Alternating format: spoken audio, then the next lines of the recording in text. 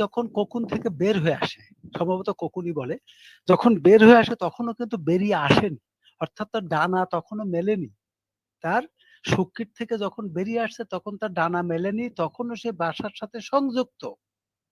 তার যে যৌনি দ্বার বা যৌন দ্বার, যৌন যে অঙ্গ, সেই অঙ্গটি উন্মুক্ত হয়েছে।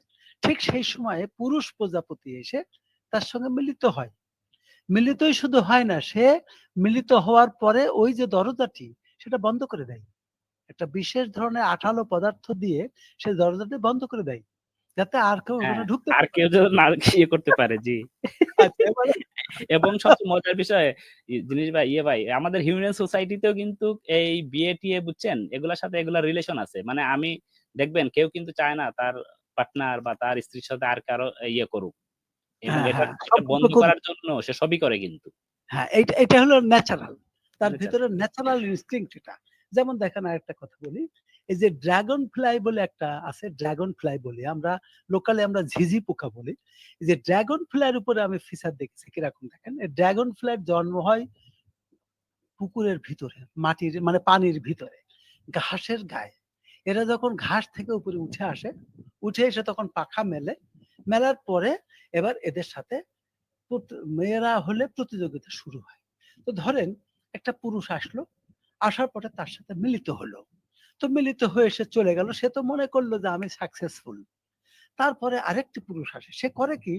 তার যে যৌনাঙ্গটা, সে যৌনাঙ্গটা একদম চামচের মতো এরকম। মানে সে ভিতর থেকে কুরিয়ে, কুরিয়ে বের করে তার পূর্বের পুরুষের যে যত রকম স্পার্ম সব সে কুরিয়ে, কুরিয়ে বের করে ফেলে দেয়। ফেলে দিয়ে এবার এখানে প্রতিযোগিতা। আরেকটা জিনিস বলি এখানে ইন্টারেস্টিং আছে। এই সেক্স যে দীর্ঘস্থায়ী হওয়ার পেছনে আরেকটা রিজন আছে কিন্তু।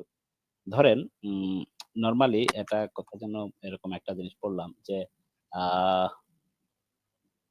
ধরেন একটা ধরেন নারী পুরুষ মানুষের উদাহরণ দেই। নারী পুরুষ যদি সেক্স করে এবং সেটা যদি দীর্ঘস্থায়ী হয়, যে পুরুষ সেক্স করতেছে সে যদি দীর্ঘ সময় সেক্স করে তার মানে হচ্ছে তার যার সাথে সেক্স করতেছে তার আগে যদি তার সাথে কোনো কেউ সেক্স করে থাকে এবং সে যদি ওখানে স্পার্ম ড্রপ করে যায়, তাহলে দীর্ঘ সময় ধরে যদি সেক্স করবে, যত বেশি দীর্ঘ সময় সেক্স করবে, তত বেশি এর আগে যে সেক্স করছে তার স্পার্মটা ওখান থেকে বের হয়ে যাওয়ার রেটটা হয় হাই থাকে।